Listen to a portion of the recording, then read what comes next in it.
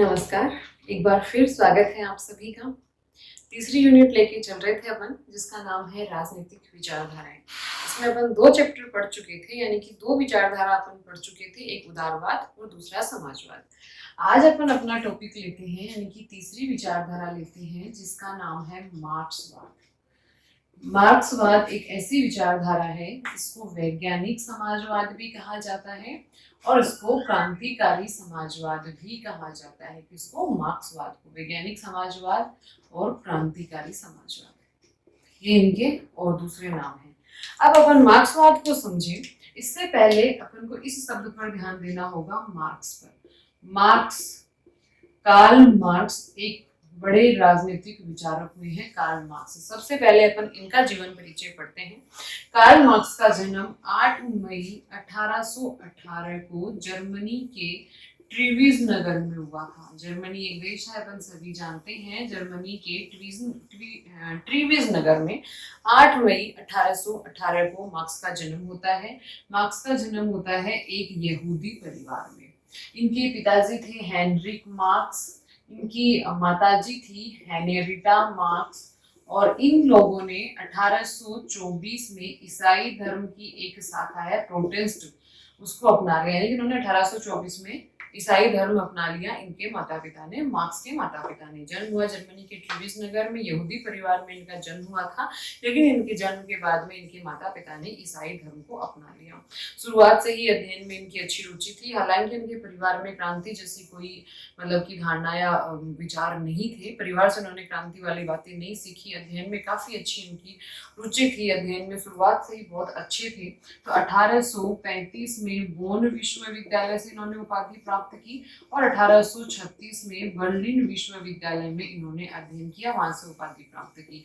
1841 में जैना विश्वविद्यालय से इन्होंने डॉक्टरेट की उपाधि प्राप्त की मार्क्स ने। यह मार्क्स इस बर्लिन विश्वविद्यालय में प्राध्यापक बनना चाहते थे, लेक्चरर बनना चाहते थे बर्लिन विश्वविद्यालय में, लेकिन नास्तिक विचारों के कारण और उस समय की तात्कालीन परिस्थितियों के कारण वो प्राध्यापक नहीं बन पाए। पत्रकारिता करते थे और पत्रकारिता में भी ज्यादा सफल नहीं हो पाए, और अपने कुछ विचारों के कारण, क्रांतिकारी भावों के कारण ही इनको जर्मनी से निष्कासित होना पड़ा। जर्मनी से इनको जाना पड़ा। जर्मनी से निकलकर ये फ्रांस पहुंचे। फ्रांस में इनकी एक व्यक्ति से मुलाकात हुई जिसका नाम था फ्रेडरिक एंगल्स। ये फ्रेडरिक एंगल्स, या कई जगह एंजल्स भी लिखा हुआ मिलता है, अपनी किताब में एंजल्स लिखा है इसलिए मैं एंजल्स से लिख रही हूँ। फ्रेडरिक एंजल्स से इनकी मुलाकात होती है फ्रांस में। फ्रेडरिक एंजल्स थे, वो एक बहुत बड़े उद्योगपति के पुत्र थे, लेकिन फिर भी मजदूरों के प्रति सहानुभूति रखते थे, और बाद में इन दोनों की ये मुलाकात एक बहुत ही गहरी दोस्ती में तब्दील हो गई। हार्दिक और ऐसी बौद्धिक दोस्ती जो कि इतिहास प्रसिद्ध है।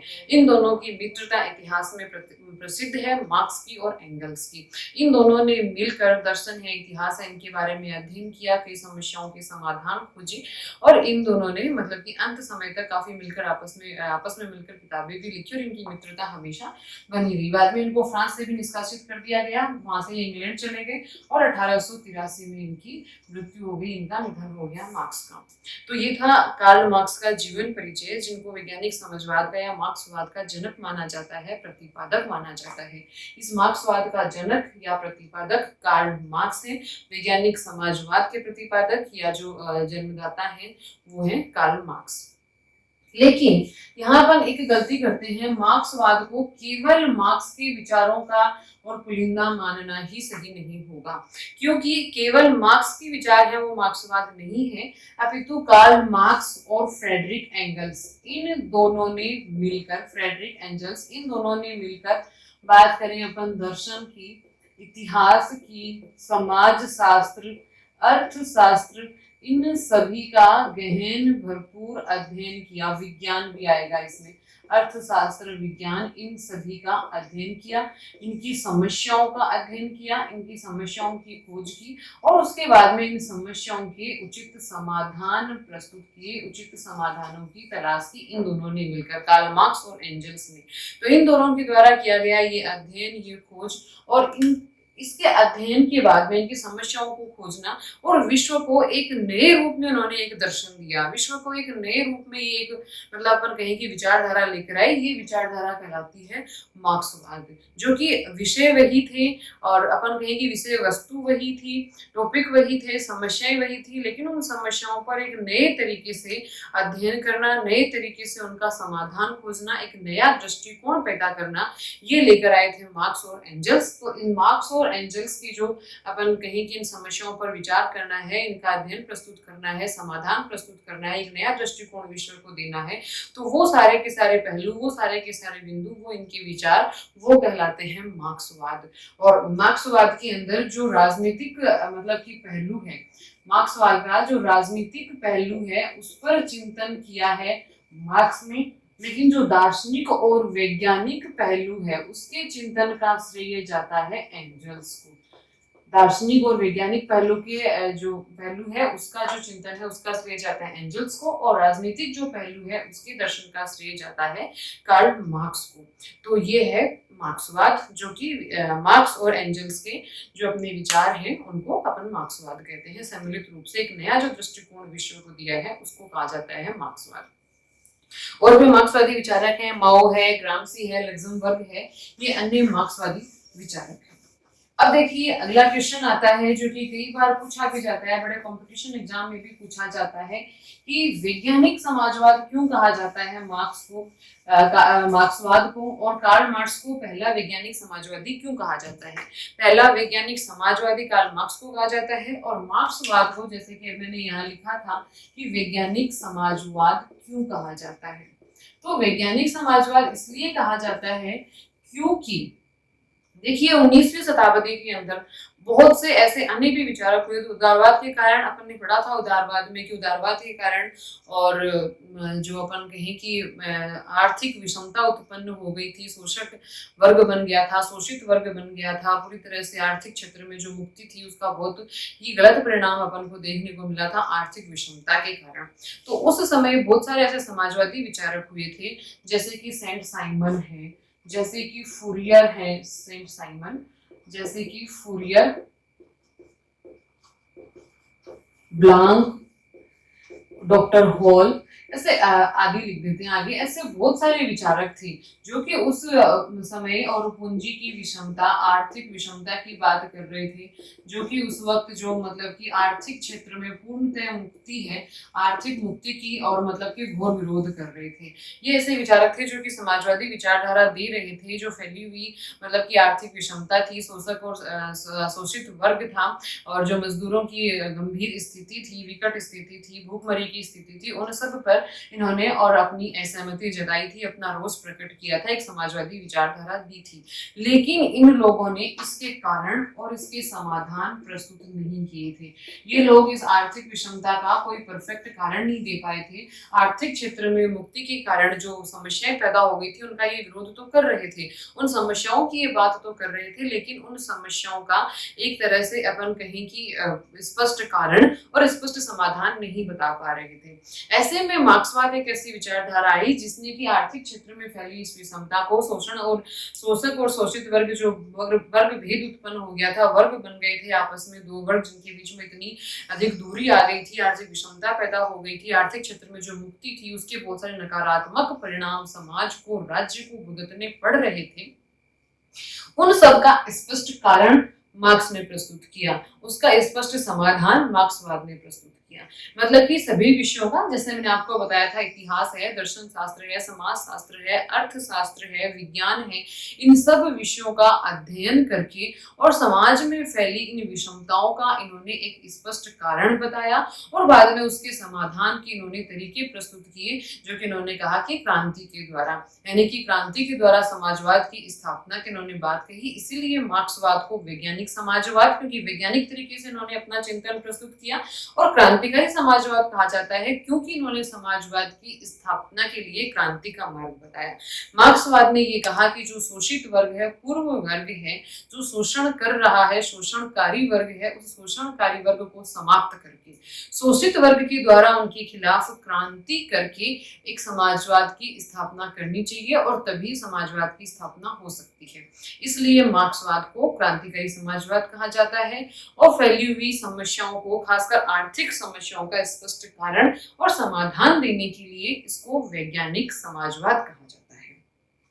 तो ये अपना परिचय हुआ एक तरह से मार्क्सवाद का। अब अपन बात करते हैं मार्क्स के दर्शन के स्रोत कि जो मार्क्सवाद का दर्शन आया है इसके स्रोत कहाँ कहाँ से है। तो यूं कहा जाता है मार्क्स के दर्शन के स्रोत, अपना अगला टॉपिक है मार्क्स के दर्शन के स्रोत। तो यूं कहा जाता है कि जो मार्क्सवाद है सारा ये एक मौलिक दर्शन नहीं है। इसने मतलब कि अलग अलग विषयों से, अलग अलग विचारकों से विचार लिए और बाद में इनको एक नए रूप में, परिष्कृत रूप में, एक नए दृष्टिकोण से विश्व के सामने प्रस्तुत किया। तो ये बात ठीक भी है। ऐसे कौन से दर्शन हैं जिन पर मार्क्सवाद का प्रभाव पड़ा या फिर मार्क्सवाद ने अपना दर्शन जिन स्रोतों से प्राप्त किया। तो सबसे पहले अपन बात करते हैं मार्क्सवाद पर प्रभाव जो है कि जर्मन दार्शनिकों का। जर्मन दार्शनिकों की अगर अपन बात करें तो जर्मन दार्शनिक में दो विचारक आते हैं, एक है हीगल और दूसरे हैं फायरबाख।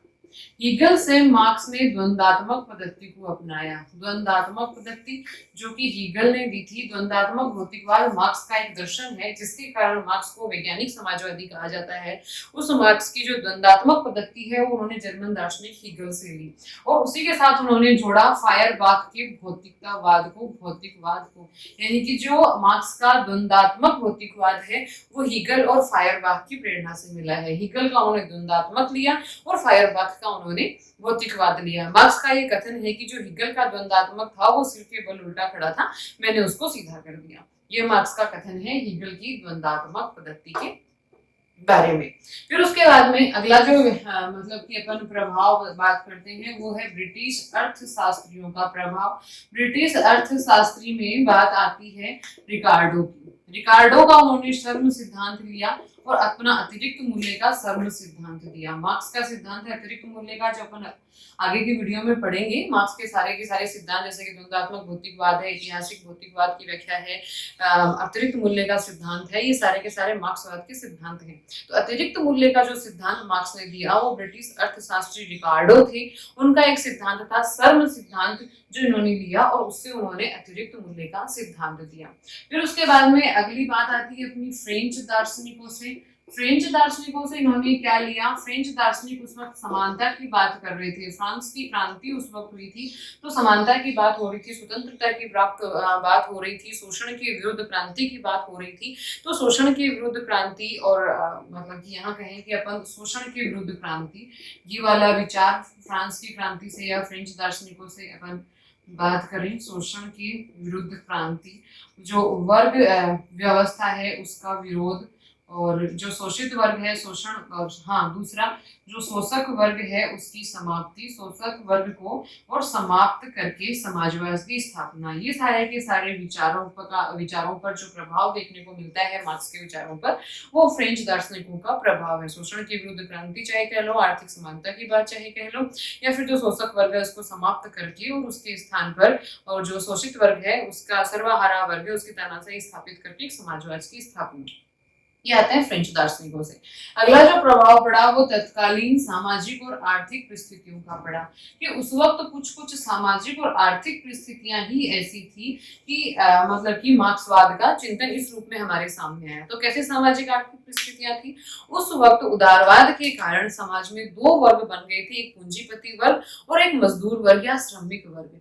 और ये दोनों वर्ग मतलब कि इस तरह से थे कि जो पूंजीपति वर्ग था वो बहुत अधिक अमीर था और जो श्रमिक वर्ग था वो बहुत अधिक गरीब था। अपनी गरीबी के कारण ये वर्ग एक शोषित वर्ग था, एक पराधीन वर्ग था और अपनी अमीरी के कारण ये वर्ग एक शोषक वर्ग था और स्वामित्व प्राप्त, प्रभुत्व प्राप्त वर्ग था। तो इन दोनों वर्गों के डिफरेंस के कारण और क्योंकि श्रमिकों की संख्या ज्यादा थी, उनका भरपूर शोषण हो रहा था और सीधी सी बात है कि शोषण है वो लंबे समय तक नहीं बर्दाश्त किया जाता है।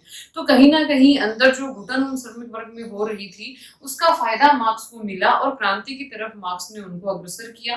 जैसे कि मार्क्स का एक विश्व प्रसिद्ध कथन है कि विश्व के मजदूरों एक हो जाओ, तुम्हारे पास खोने को कुछ नहीं है सिवाय बेड़ियों के। क्योंकि वो इतना कमजोर वर्ग था, इतना शोषित वर्ग था कि इतनी गरीबी में वो जीवन यापन कर रहा था। उस वक्त जो उनके भीतर रोष था उसको मार्क्स ने और मतलब कहें कि दिल को छुआ, उनके हृदय को वेदना से भर दिया उस शोषण ने। और इसलिए बाद में एक क्रांतिकारी विचारधारा आई कि इस व्यवस्था का अंत क्रांति से ही हो सकता है। क्रांति ही एकमात्र समाधान है जिसके द्वारा इस व्यवस्था का अंत करके शोषण और शोषक और शोषित वर्ग को शोषक वर्ग को खत्म करके और इस व्यवस्था का अंत किया जा सकता है। एक समाजवादी व्यवस्था, समानता आधारित व्यवस्था की स्थापना की जा सकती है। तो उस वक्त की सामाजिक और आर्थिक परिस्थितियों ने भी मार्क्सवाद को इस रूप में हमारे सामने लेकर आया जिस रूप में आज ही हमारे सामने है। तो ये बात सच है कि मार्क्सवाद है वो एक मौलिक विचारधारा न होकर विभिन्न स्रोतों से ली गई विचारधारा है, लेकिन फिर भी इसमें मौलिकता का पुट है। क्योंकि विचारकों ने कहा कि भले ही मार्क्स ने ईंटें अलग अलग जगह से इकट्ठी की हो, लेकिन उन्होंने जो अपना भवन तैयार किया वो अपने आप में एक अलग है और मौलिक है। तो ये बात है कि निसंदेह मार्क्सवाद पर विभिन्न उस समय की तात्कालिक परिस्थितियों का, दार्शनिकों का, चिंतकों का प्रभाव पड़ा, लेकिन फिर भी मार्क्सवाद एक मौलिक विचारधारा है और उस वक्त की तात्कालिक परिस्थितियों को देखते हुए एक सार्थक विचारधारा भी रही थी। तो ये था अपना मार्क्सवाद का सामान्य परिचय। धन्यवाद।